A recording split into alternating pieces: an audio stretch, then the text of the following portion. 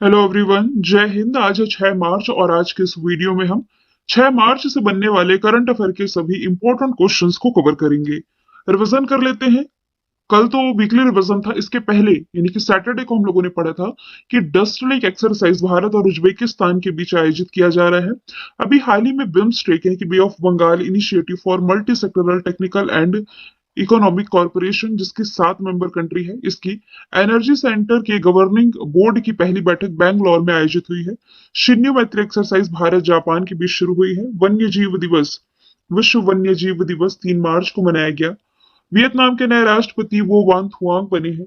सहस्त्र सीमा बल की महानिदेशक रश्मि शुक्ला और एशिया की सबसे लंबी रेस ये श्रीनगर से कन्याकुमारी के बीच शुरू हुई है। ईरानी कप क्रिकेट से रिलेटेड है। इसमें डबल सेंचुरी लगाने वाले सबसे युवा बल्लेबाज बने हैं यशस्वी जायसवाल। और बाजरा महोत्सव 2023 जिसकी शुरुआत हुई है भोजपुर बिहार से। तो चलिए शुरू करते हैं आज का हमारा पहला सवाल। आज ना स्टार्टिंग के कुछ क्वेश्चन स्पोर्ट्स से ही रिलेटेड है। और वैसे आज बहुत ज्यादा इंपॉर्टेंट क्वेश्चन नहीं, लेकिन इसके फैक्ट है जो ये डेफिनेटली इंपॉर्टेंट है, जो हम स्टैटिक जीके के फॉर्म में डिस्कस करते हैं।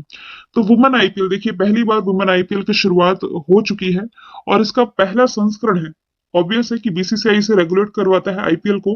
तो अभी तक आप मेंस आईपीएल पढ़ते थे, वुमेन्स आईपीएल जिसकी शुरुआत अभी भारत से ही होने जा रही है। इसमें पार्टी उद्घाटन संस्करण में यानी कि इसका जो एडिशन है, इसमें भाग लेने वाली 5 टीमें हैं। मुंबई इंडियंस, आरसीबी है, DC Delhi capital, UP warriors और गुजरात जायंट्स इसमें टीमें हैं। इसे रेगुलेट कौन करवाता है? तो देखिए, इसे दो पार्ट में मैंने आप लोगों को बताया था कि अंतरराष्ट्रीय स्तर पर जो क्रिकेट को रेगुलेट कराने वाली जो अथॉरिटी, इसका नाम आईसीसी है। भारत में हम बीसीसीआई पढ़ते हैं। तो बीसीसीआई की स्थापना 1928 में हुई। आईसीसी की स्थापना हुई थी 1907 में। आईसीसी यानी कि इंटरनेशनल क्रिकेट काउंसिल, बीसीसीआई यानी कि board of control for cricket in India, जिसका हेडक्वार्टर वानखेड़े स्टेडियम मुंबई में है। जबकि आईसीसी का हेडक्वार्टर कहाँ हो जाएगा? दुबई, यूएई में। आईसीसी के जो अध्यक्ष है, इनका नाम हो जाएगा ग्रेग बार्कले, जो कि न्यूजीलैंड से बिलोंग करते हैं। जबकि बीसीसीआई के अध्यक्ष अब कौन हो जाएंगे? रोजर बिन्नी। पहले कौन थे? सौरव गांगुली। ठीक है। और अब थोड़ा सा ना मेंस आईपीएल की बात कर लेते हैं। आप जानते ही हैं, जो मेंस आईपीएल यानी कि बीसीसीआई के द्वारा जो आईपीएल की शुरुआत हुई थी, इसमें 2008 में इसका पहला एडिशन खेला गया। अभी 2023 में इसका 15वां एडिशन खेला जाना है। आईपीएल पुरुषों की यदि हम बात करें तो टोटल 10 टीमें हैं। पहले 8 टीमें हुआ करती थी। अब गुजरात जायंट्स और लखनऊ क्या है? Super giants. गुजरात टाइटंस और लखनऊ सुपर जायंट्स है। हाँ। तो अब दो नई टीमें पार्टिसिपेट कर रही। पिछले बार की विजेता गुजरात टाइटंस ही थी। तो इस बार के आईपीएल के सबसे महंगे खिलाड़ी या पूरे आईपीएल के इतिहास के सबसे महंगे खिलाड़ी ना, ये इंग्लैंड के सैम करन है, जिन्हें 18.5 करोड़ में खरीदा है। किसने? पंजाब किंग्स ने। ठीक है। अब साउथ अफ्रीका क्या होस्ट कर रहा था अभी? तो देखिए, women's T20 world cup South Africa ने होस्ट किया। इसमें विजेता कौन था? विजेता था ऑस्ट्रेलिया। न्यूजीलैंड ने क्या होस्ट किया? पिछले ही साल 2022 में जो women ICC women world cup था, इसे होस्ट किया। और इसमें विजेता कौन था? इसमें भी विजेता ऑस्ट्रेलिया था। जबकि ऑस्ट्रेलिया में ना पुरुषों का यानी कि मेंस T20 वर्ल्ड कप हुआ 2022 में। इसका विजेता कौन था? तो पाकिस्तान को हरा करके इसका विजेता इंग्लैंड था। आगे चले। द वेल्थ रिपोर्ट 2023 के अनुसार भारत विश्व स्तर पर अरबपतियों की आबादी में किस स्थान पर है? सबसे ज्यादा अरबपतियों की लिस्ट में भारत रहा है तीसरे स्थान पर, यानी कि पूरी दुनिया में तीसरी सबसे अधिक अरबपति आबादी वाला देश है भारत। नाइट फ्रैंक के द वेल्थ रिपोर्ट 2022 के 16वें संस्करण के अनुसार ये जो रिपोर्ट रिलीज की गई है, इसमें भारत में अरबपतियों की संख्या में वृद्धि हुई। और वैसे संयुक्त राज्य अमेरिका में सबसे अधिक अरबपति है। पिछले साल भी यही टॉप पर था। नाइट फ्रैंक की रिपोर्ट है जिसका 16वां एडिशन है। भारत तीसरे स्थान पर है। वैसे ही साइबर सिक्योरिटी इंडेक्स आप रिलेट कर सकते हो, जो रिसेंटली जारी की गई थी, 10वें स्थान पर है भारत। इसमें टॉप पर हो जाएगा अमेरिका। वैसे ही विदेशी मुद्रा भंडार के मामले में भारत चौथे स्थान पर है। इसमें टॉप पर हो जाएगा चाइना। और अभी हाल ही में फोर्ब्स के द्वारा जो टॉप 500 कंपनीज की लिस्ट जारी की गई थी, इस टॉप 500 कंपनीज में भारत फोर्ब्स ने फॉर्चून की थी, फॉर्चून टॉप 500 लिस्ट में, और 5वें स्थान पर भारत रहा था। भारतीय पुरुष हॉकी टीम के नए कोच कौन बने हैं? तो ग्रेग फुलटन ये भारतीय हॉकी टीम में पुरुषों के कोच बन गए हैं। यदि हम बात करें भारतीय हॉकी संघ की, स्थापना हुई थी 2009 में, हेडक्वार्टर नई दिल्ली में, दिलीप तर्की इसके अध्यक्ष हैं। इसे भी मैं दो कैटेगरी में आप लोगों को डिवाइड करके याद करवाऊंगी। जैसे भारत में तो आप हॉकी इंडिया पढ़ते हैं, इंटरनेशनल लेवल पर क्या पढ़ते हैं जो हॉकी को रेगुलेट कराता है? इंटरनेशनल हॉकी फेडरेशन, शॉर्ट में इसे आप एफआईएच कहते हैं। तो देखिए, भारत में जो हॉकी संघ है इसकी स्थापना की गई थी 2009 में, एफआईएच की स्थापना 1924 में। जस्ट हमने देखा कि भारत में जो हॉकी इंडिया है इसका हेडक्वार्टर हो जाएगा नई दिल्ली में, जबकि जो एफआईएच है इसका हेडक्वार्टर कहाँ हो जाएगा? लॉज एंड स्विट्जरलैंड में हो जाएगा। अध्यक्ष हॉकी इंडिया के कौन है? दिलीप तर्की। और एफआईएच के कौन हो जाएंगे? अभी रिसेंटली कुछ समय पहले ही बनाए गए हैं, ये हो जाएंगे तैयब इकराम। ठीक है। Kalyan Chaubey all India football federation के अध्यक्ष हैं। Dilip Tirkey Indian hockey federation के। रोजर बिन्नी जस्ट मैंने बताया था बीसीसीआई के। अगले प्रश्न की तरफ चलते हैं। एशियाई शतरंज महासंघ एसीएफ किसने किस खिलाड़ी को सर्वश्रेष्ठ खिलाड़ी चुना है 2023 के लिए? ये चुने गए हैं D Gukesh. Asian chess federation जिसका हेडक्वार्टर यूएई में है, इसके अध्यक्ष खलीफा अल-निहान है, सुल्तान बिन खलीफा अल-निहान। तो एसीएफ के द्वारा 2023 का सर्वश्रेष्ठ खिलाड़ी शतरंज से रिलेटेड है, जी गुकेश, इन्हें चुना गया है। नीरज चोपड़ा ये जेवेलियन थ्रो से रिलेटेड है, भाला फेंक से।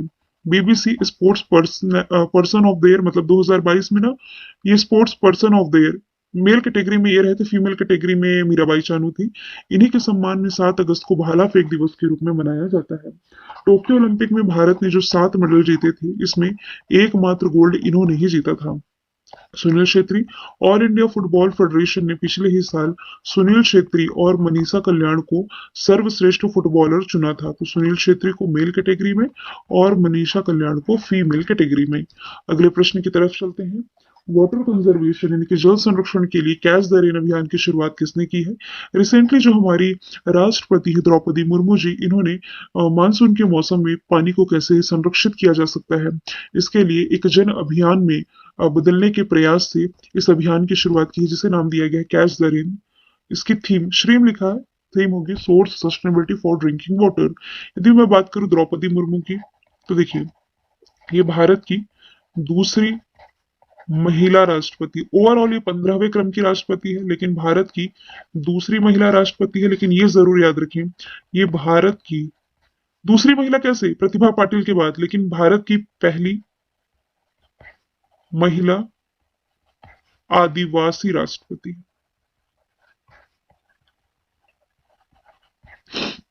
राष्ट्रपति के पद के बारे में यदि मैं बात करूं तो कहां से लिया गया है? यूएसए के संविधान से लिया गया है। आर्टिकल 52 से 62 में बताया गया है राष्ट्रपति के बारे में। अमित शाह गृह मंत्री हैं, इन्होंने कुछ उद्घाटन किया था क्या? बिल्कुल किया था। स्टेच्यू ऑफ पीस कहां? श्रीनगर में। नरेंद्र मोदी ने रिसेंटली क्या उद्घाटन किया? देखिए अयोध्या में, माफ कीजिए अयोध्या नहीं, ये उज्जैन है, महाकाल लोक, इस कॉरिडोर का उद्घाटन इन्होंने मध्य प्रदेश में किया। राजनाथ सिंह जो कि रक्षा मंत्री हैं, इन्होंने अरुणाचल प्रदेश में सियोम ब्रिज का उद्घाटन किया था। और द्रौपदी मुर्मू जी ने क्या उद्घाटन किया? तो काफी सारी चीजें आप रिलेट कर सकते हो। इन्होंने संविधान पार्क का उद्घाटन किया है। कहाँ उद्घाटन किया है? तो जयपुर राजस्थान में किया है। अभी रिसेंटली राजस्थान के ही जैसलमेर में इन्होंने 14th क्रम के जो संस्कृति महोत्सव था ना, इसका भी उद्घाटन किया है। कहाँ? जैसलमेर में। आगे चलते हैं। अभी हाल ही में किस संस्थान के शोधकर्ताओं ने डेंगू बुखार के उपचार के लिए भारत की पहली एवं एकमात्र डीएनए वैक्सीन विकसित की है? तो डेंगू के उपचार के लिए भारत की पहली डीएनए वैक्सीन ये डेवलप की गई है Indian institute centre for biological sciences, कहाँ है? बैंगलोर के द्वारा। इसे आप वन लाइनर फॉर्मेट में ही याद रखें, क्योंकि ऐसे क्वेश्चन जब कि आपके एग्जाम का पार्ट बनते हैं ना, तो वैक्सीन का नाम पूछा जाता है, या ज्यादा से ज्यादा इसे डेवलप किसने किया ये पूछा जाता है, या तो उस कंपनी का हेडक्वार्टर पूछा जाता है। फॉर एग्जाम्पल, अभी एमपीपीएससी के प्रीवियस टू प्रीवियस ईयर का प्रश्न था, इंडियन इंस्टीट्यूट ऑफ वायरोलॉजी कहाँ है? पुणे में है। सीरम इंस्टीट्यूट ऑफ इंडिया कहाँ है? पुणे में है। कौन सी वैक्सीन बना रही है? कोविशील्ड। और भारत बायोटेक का हेडक्वार्टर कहाँ है? हैदराबाद में। ये कौन सी वैक्सीन बना रही है कोरोना के लिए? कोवैक्सीन। अब सातवां प्रश्न है, केंद्र सरकार ने कितने STT-40 बेसिक ट्रेनर हेलीकॉप्टर खरीद को मंजूरी दे दी है? तो देखिए, total 70 STT-40 basic trainer aircraft है जो ये खरीदे जाएंगे। किससे खरीदे जाएंगे? HAL, हिंदुस्तान एरोनॉटिक्स लिमिटेड, जिसका हेडक्वार्टर कहाँ हो जाएगा? ये हो जाएगा बैंगलोर, कर्नाटक में। तो देखिए, ये जो पूरी डील है ना, पूरी डील है 828 करोड़ रुपए की। इस डील के तहत जो HAL है, इन विमानों की आपूर्ति अगले 6 महीने में ये करेगा। ठीक है। और ये जो विमान होगी, इसकी रेंज की यदि मैं बात करूं, 1000 किलोमीटर के आसपास इसकी रेंज है।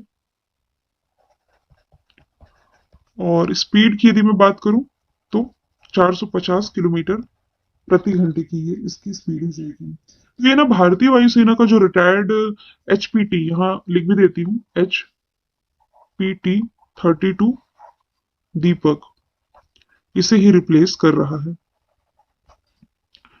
और इसी हिंदुस्तान एरोनॉटिक्स लिमिटेड के द्वारा ना एशिया का सबसे बड़ा हेलीकॉप्टर कारखाना, जिसका उद्घाटन प्राइम मिनिस्टर नरेंद्र मोदी ने किया है, कहाँ? तो कर्नाटक में ही। अब बाकी के 3 क्वेश्चन रिवीजन के लिए मैंने रखे हैं, जो कि इंपॉर्टेंट थे, मैंने पढ़ा दिए। अब बाकी आप लोगों को रिवीजन भी जरूरी है। तो फेडरिक आंद्रे ये 4 दिवसीय भारत के दौरे पर है। डेनमार्क के ये क्राउन प्रिंस हो जाएंगे। डेनमार्क जो कि नॉर्डिक कंट्रीज में आता है, इसकी कैपिटल हो जाएगी कोपेनहेगन। कोपेनहेगन ये सेफ सिटी इंडेक्स 2022 में टॉप पर है। और इसके अलावा इधर जो नॉर्थ सी है, नॉर्थ सी में ये दुनिया का पहला ऊर्जा द्वीप बना करके तैयार हुआ। करप्शन इंडेक्स में डेनमार्क टॉप पर, इंडिया की रैंकिंग 85 है। बांग्लादेश की जो प्राइम मिनिस्टर है शेख हसीना है, ये भी भारत के दौरे पर थी, जहां भारत और बांग्लादेश के बीच में कुशियारा रिवर को लेकर के ऐतिहासिक समझौता हुआ था। ब्रिटेन के प्राइम मिनिस्टर भारतीय मूल के हैं, ऋषि सुनक नाम हो जाएगा। गुयाना के जो राष्ट्रपति है मोहम्मद इरफान अली, ये भारत के दौरे पर थे। प्रवासी भारतीय दिवस में ये मुख्य अतिथि भी रहे थे। अभी हाल ही में पिछले 60 वर्षों में पहली बार अपना लोगो बदल लिया है। किसने? नोकिया ने। नोकिया जो कि फिनलैंड की कंपनी है, और पेक्का लुनमार्क इसके CEO हो जाएंगे। सैमसंग साउथ कोरिया की कंपनी है। एप्पल, एप्पल को भी किसने पीछे छोड़ा है? Amazon ने। दुनिया का मोस्ट वैल्यूएबल ब्रांड Amazon बना है। एप्पल अमेरिकी कंपनी है। लावा ये भारत का पहला ऐसा घरेलू ब्रांड है जो कि 5G सर्विस इसने शुरू की थी। ये वाला क्वेश्चन कल मैं बता चुकी हूँ कि ईरानी कप किससे रिलेटेड है? क्रिकेट से। तो इसमें डबल सेंचुरी लगाने वाले सबसे कम उम्र के युवा बल्लेबाज बने यशस्वी जायसवाल। यूपी के रहने वाले 21 वर्षीय है। जबकि विजय हजारे ट्रॉफी जब चल रही थी, जिसमें विजेता सौराष्ट्र था, तो 1 ओवर में 7 सिक्स लगा करके ऋतुराज गायकवाड़ ने रिकॉर्ड बनाया था। एक दिवसीय क्रिकेट में सबसे तेज दोहरा शतक लगाने वाले खिलाड़ी शुभमन गिल है। पहले कौन थे? ईशान किशन। कल पूछा था मैंने आप लोगों से SSB के महानिदेशक कौन है?